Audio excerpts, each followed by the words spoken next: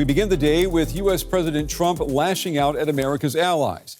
Today, Trump told the UK and other countries not involved in the Iran war that they should go to the Strait of Hormuz to, and I'm quoting here, get your own oil.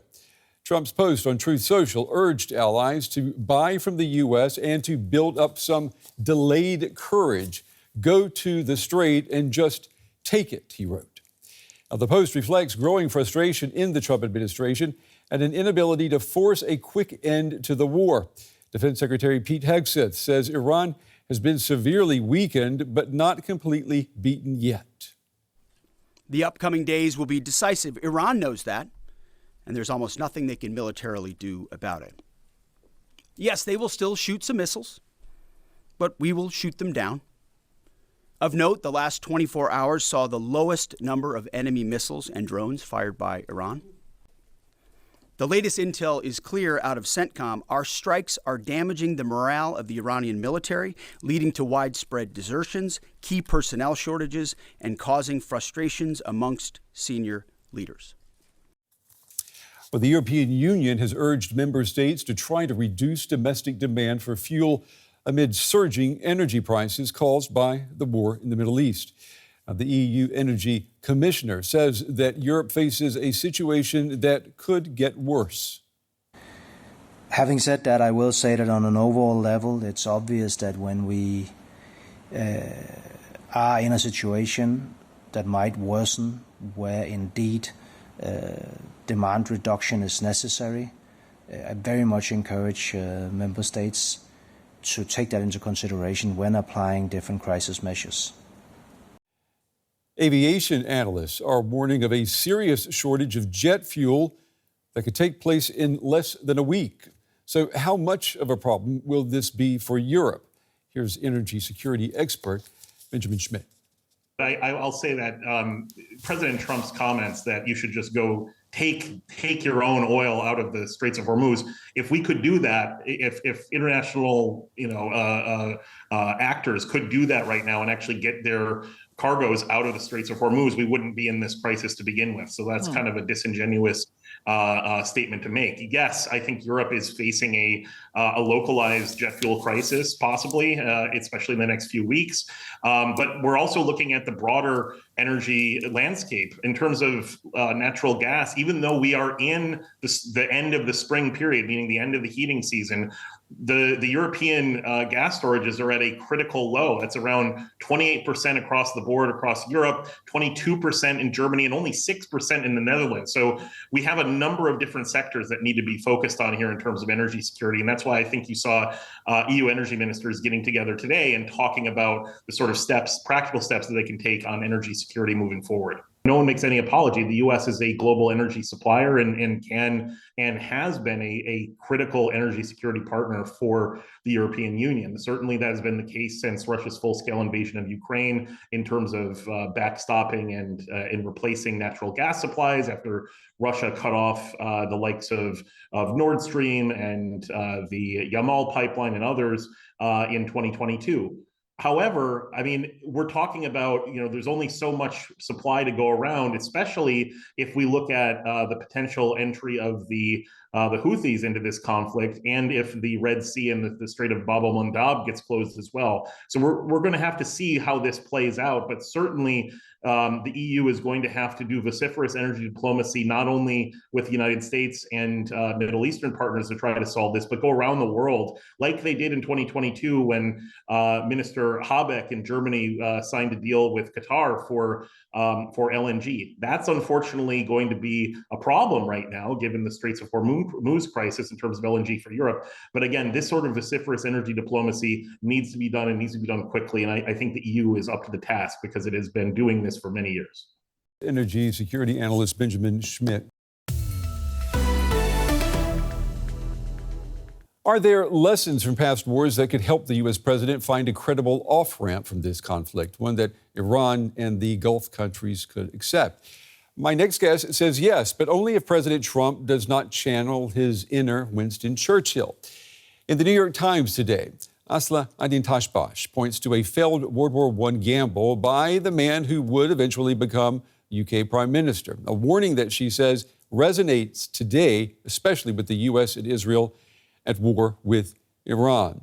I'm happy to welcome Asli to the show. Asli, it's good to have you with us. You are a fellow with the Brookings Institution and director of Brookings Turkey Project. I wanted to mention that. Let me ask you, before we talk about history, question, does Washington currently have a realistic off-ramp, or are we already sliding towards a longer war? Well, President Trump, Brett, does have an off-ramp. He just needs to come out and say it and declare victory of some type. He already is showing that he would love to see an off-ramp, that he is now worried about a prolonged conflict. But it so happens that the Strait of Hormuz, which was open before the war started, is now closed, controlled by the Iranian regime, in fact, hardliner elements inside the Iranian regime. So it's not good enough for him to just come out and declare that there's been a regime change, there's a nicer regime, even though it's not true. President Trump believes he has this enormous persuasive power over his base. But that alone is not enough. He has to really come out and find a formula, even if it's a narrow maritime deal, to open Hormuz, because it is a very significant choke point for global trade, global energy, and he just cannot explain it to the American public or to global public opinion if he leaves today declaring a quick victory with the Hormuz still closed. Okay, so with that in mind, take us back in time. What did Winston Churchill believe that he could achieve in World War I? And what's the simplest way to understand why his plan failed so badly at a place called Gallipoli? Well, before he was the hero of World War II, Churchill in World War I was actually responsible for one of the biggest blunders of the war, World War I, that is, when he tried to push through. He led the British Army as the first Admiralty, trying to push through the Turkish Straits. Now, your listeners would know roughly where Turkish Straits is. It's the Dardanelles and the Bosphorus, essentially linking upper Mediterranean into the Black Sea. Of course, you know, this was an important choke point. Ottomans had entered the war on the side of Germany. So the British-led, British-French army thought this was an easy technical problem. It's a narrow strait. They had a superior military. They wanted to sort of open it up and knock Ottomans out of the war by a military campaign. Well, it proved to be one of the bloodiest campaigns of the war, with 130,000 men dying. Both Turkish troops, Ottoman troops, and certainly British troops have bled for the opening of the strait, which of course Ottomans end up controlling, because this is one of these situations. These choke points are not just technical problems. This is where sovereignty, nationalism, and geography meets, and there isn't an easy logic. So I use Gallipoli, the War of Gallipoli, that many people, maybe not in our generation, but in previous generations, remember as a warning to President Trump that sending ground troops or sending the army to force through the Hormuz Straits might be a very, very risky endeavor for the U.S. military. Despite its superior capabilities, Iranians too would have asymmetrical capabilities to really hurt what they would see as an invasion at that point. So, I mean, so your warning to President Trump is, you know, don't look for the shortcuts in solving these problems. Is this conflict with Iran, is it one that would give you, though, a quick, decisive move? I mean, is there a decisive move? Do we know what would it even look like? I mean, is there anything that you could advise to the president if he were even listening? Look, there isn't a decisive victory. United States and Israel obviously have incredible, phenomenal military edge over Iran. On the other hand, Iran is able to fight back. We've seen President Trump and the US administration struggle to define an endgame in the conflict. Throughout the past month, it kept changing. It was about getting rid of their nuclear program, then about getting rid of their ballistics, and then the Navy. And now he has redefined it as opening Hormuz. And even on that, there isn't a quick military solution. There is a military solution, but a very risky and costly one, and one with no guarantees. We cannot pretend that Iran does not have retaliatory capabilities. Right. Even well, we though heard that. We heard that from the U.S. Defense Secretary today, saying that Iran still has the capability to retaliate. And so let me ask you, if the goal here then is to find an off-ramp, is a way to end this war, what does Iran need to see to accept this off-ramp without losing face?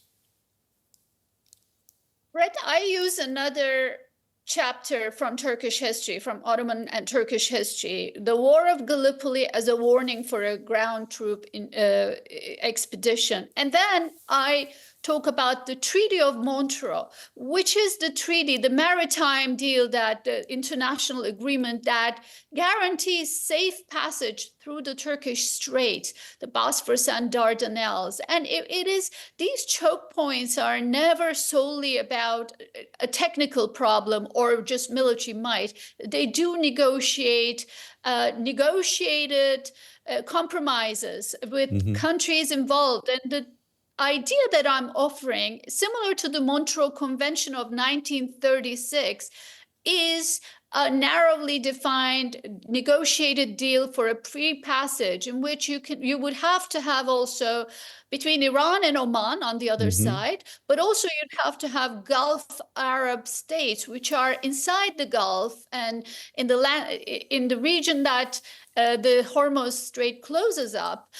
They would have to be part of negotiations as well. It is doable. It just requires the type of painstaking, difficult, cumbersome diplomacy that President Trump doesn't always have patience with. But the choke points, to my point, are not just about might or military might. They are really all about geopolitical balance of power. And in this case, as is the case with the Turkish Straits, as is the case with Taiwan and other issues, freedom of navigation and open access does require some level of compromise, negotiated solution. It is, unfortunately, multilateralism that I am offering, as difficult as it sounds. Yeah, and that multilateralism is not a synonym for, military readiness.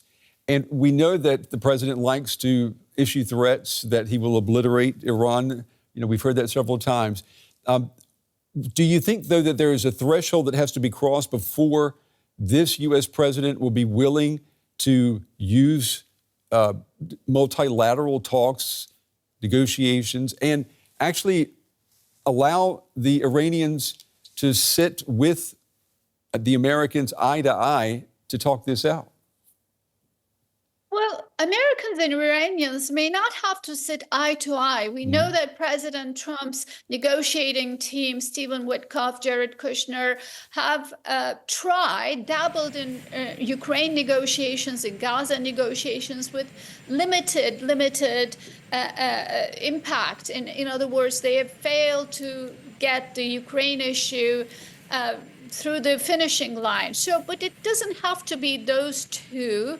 It can be U.S. diplomats, but also regional countries. And we're now seeing an attempt at mediation by a newly emerging axis of Sunni countries in the region, including Egypt, Turkey, Saudi Arabia, and Pakistan. These are important middle powers, and they could step in to negotiate with Iranians for an off-ramp and a maritime deal.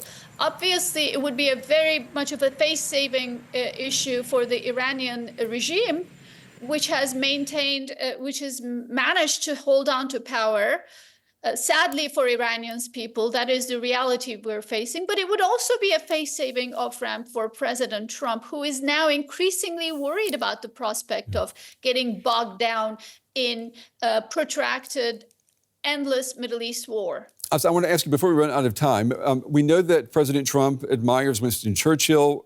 We know that President Trump is not a fan of details.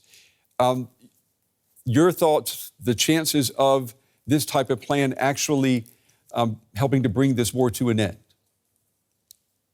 Well, the reason I focused on Churchill was precisely because I knew President Trump admires Churchill, that he does pick up the New York Times, even though he calls it fake news. The lesson is very clear. There are no apparent shortcuts. And Churchill, even though he was a military genius in many ways during World War II, he's found out in World War I through the hard way, with 130,000 men dying from all walks of life and all types of places.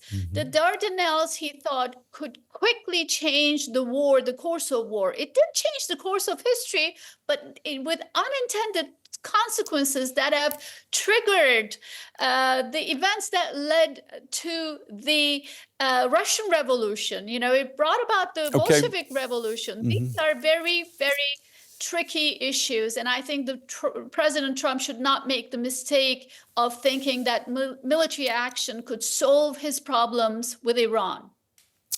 Asli Aydintasbas from the Brookings Institution, we appreciate your time and your insights tonight. We appreciate you sharing your ideas with us as well. Thank you. Thank you, Brett.